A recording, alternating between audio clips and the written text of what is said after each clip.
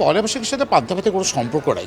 রমনা পার্কে যখন আমি হাঁটছিলাম তখন দেখলাম যে 1 ঘন্টা পুরো রমনা পার্কটা টিস্যু এবং বক্স এবং চিপসের কাগজে এবং বোতলে ভরে গেছে। এরপর আমার ভালো লাগছিল না, কেন জানি আমি গুলশানে আসলাম, গুলশানে এসে লাঞ্চ করলাম। লাঞ্চটা করে একটা হোটেলে লাঞ্চ করে আমি একটু কেন জানি মনে হলো গুলশান লেকটা একটু হাঁটি, গুলশান লেকটাও দেখলাম ভরে গেছে। এই যদি পয়লা বৈশাখ হয়, পয়লা বৈশাখে দোহাই দেওয়া ঠিক না।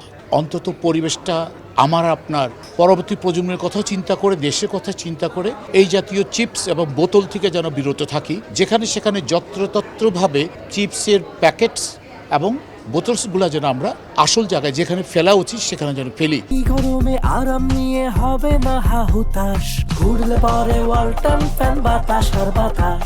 যত্রতত্রভাবে ফেলে পরিবেশটা যেন নষ্ট না করি। দেশটা আমার, দেশটা আপনার, দেশটা সবার। এটার সাথে আসলে পয়লা বৈশাখের সাথে পান্তা ভাতের কোনো সম্পর্ক নাই। এটা আমার কখনোই খাওয়া হয় না, পান্তা ভাতের সাথে আসলে পয়লা বৈশাখের কোনো সম্পর্ক নাই। এটা আসলে কে বানিয়ে দিয়েছে এখনো জানি না। এটা যিনি বানিয়েছেন তিনি কেন বানালেন, কার জন্য বানালেন আমি বুঝতে পারছি না। আমার কাছে যেটা মনে হলো যে এটা ঠিক হচ্ছে না। তো সো দ্যাট আমার মনে হচ্ছে এই জিনিসগুলো ওনারা কেন যে করেছে, যাই হোক, তারপরে বলবো যে সাবলীলভাবে সহজ সরলভাবে সব ধরনের কার্যক্রম করা উচিত পয়লা বৈশাখে আমি মনে করি। তবে যানজট করে অ্যাম্বুলেন্স পর্যন্ত আটকিয়ে দিয়েছে বড় বড় মঙ্গল শোভাযাত্রা, আমি তাদেরকে খারাপ বলবো না, খুবই ভালো বলবো। প্লিজ অন্তত অ্যাম্বুলেন্সগুলো যাওয়ার জন্য একটু জায়গা করে দেবে। আমি মনে হয় দেশটাকে ডিফারেন্টভাবে ভালোবাসা উচিত, সবাই এই ধরনের কথাগুলো বলা উচিত, এটা পালনও করা উচিত। এটা শুধু বলার জন্য বলা, তার সাথে সাথে পালন করা উচিত।